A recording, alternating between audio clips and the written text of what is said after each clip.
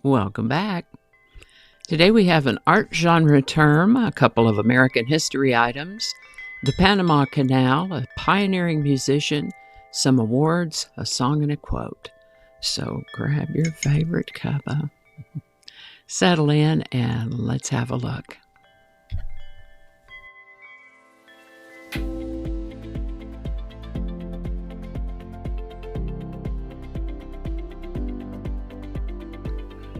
Hi there, and welcome to This Day in History for May 4th. May 4th is the 124th day of the year in the Gregorian calendar, 125th in leap years, with 241 days remaining to the end of the year. Today's word is Dada. It's a noun with a couple of meanings. One would be as Dada, the baby talk name of a father, Dada. We see this used from at least the 1500s, and it's most likely considerably older than that. The other meaning would be as Dada, which was an art movement that originated in Europe in 1916 during World War I. Was a protest against the war, nationalism, and cultural conformity. Described as anti-art, Dadaists use nonsense, chants, and ridicule of prevailing aesthetic values by creating sound poetry, collage, and photomontage, and the use of found objects and assemblage. The term Dada in this context comes from French Dada, hobby horse, a child's nonsense word for its resemblance to meaningless babble. Meaningless babble, that's a good description. Some of it is interesting, though. First known use of the word Dada as the name of this anti-art genre is around 1920. Dada. Today's word Dada was suggested by Odyssey viewer at Easy9. Thanks, Easy9. And if you have a word you'd like to see in this Word of the Day segment, drop it in the comments. We'll get it on the list. And with that, we've mentioned before that the place we now know as New York City, particularly the southern part of Manhattan Island, was once part of a Dutch colony known as New Amsterdam. But did you know that New Amsterdam was part of a larger colony known as New Netherland? A fellow named Peter Minuit had become director of New Netherland in 1626 and arrived in the area on May 4th of 1626.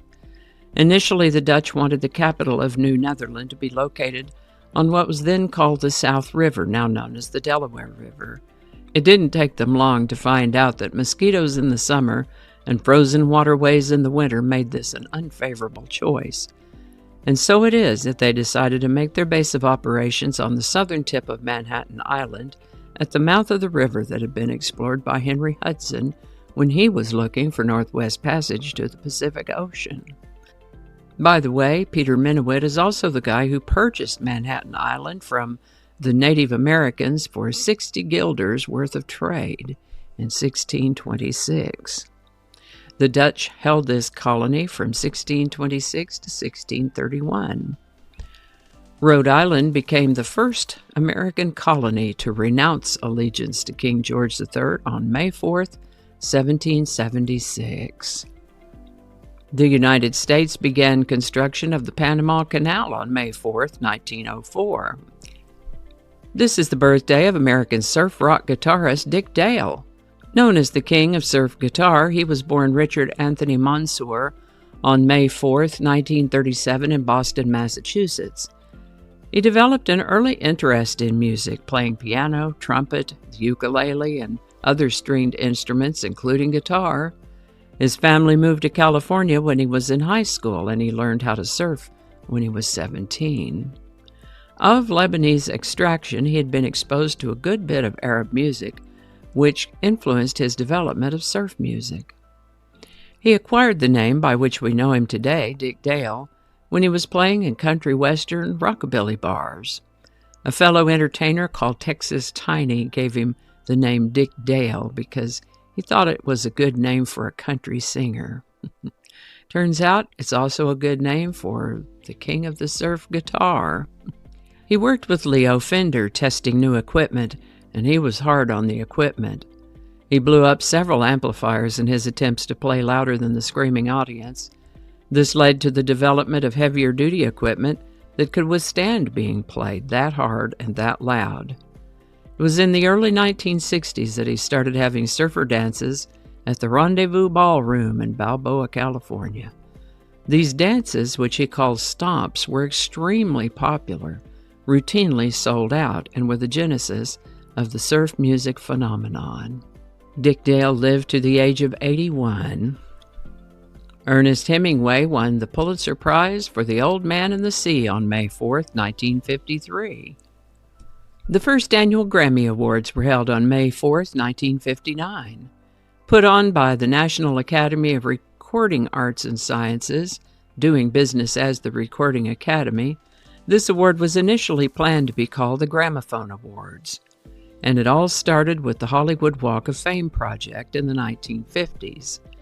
Recording executives on the Walk of Fame committee realized that many leading people in their business would not earn a star on the Hollywood Boulevard. They set about to rectify this by creating awards given by the recording industry that would be similar to the Oscars and the Emmys. Once that decision was made, they had to figure out what to call this award. They held a mail-in contest whereby approximately 300 contestants submitted the name Grammy, an abbreviated reference to the gramophone. Pretty clever, huh? This initial Grammy Award celebration was for achievements in 1958. One of the songs Dick Dale played at his stomps is called Let's Go Trippin'. Written by Dick Dale, Let's Go Trippin' was performed by Dick Dale and his Deltones and released as a single from the album Surfer's Choice in September of 1961. This instrumental is considered the first surf rock song and is credited for launching the surf music craze. It reached number 4 locally on the Los Angeles radio station KFWB and later hit number 60 on the Billboard Hot 100. Let's Go Trippin' was also used as the opening theme song on the weekly British radio show Home Truths that played on Saturday mornings on BBC 4 from 1998 to 2006. You can definitely hear what came to be known as that surf rock sound. Let's Go Trippin' by Dick Dale and the Deltones. Link in the description, and I'll also include a link to the radio show Home Truths in case you'd like to check that out. How about that? Now, this has absolutely nothing to do with today's episode, except that while I was researching and writing it, I could hear my neighbor's chickens. If you have or have been around chickens, you know they make a lot of racket, especially when they're laying eggs. I like to think of that as their egg song. This time, my neighbor's chickens' egg song sounded like uncontrollable laughter at the funniest joke she'd ever heard. Chickens are a hoot. For today's quote, we have this one. Wherever you go, no matter what the weather, always bring your own sunshine. Anthony J. D'Angelo. Alrighty, y'all take care. Be good to each other. I'll see you next time.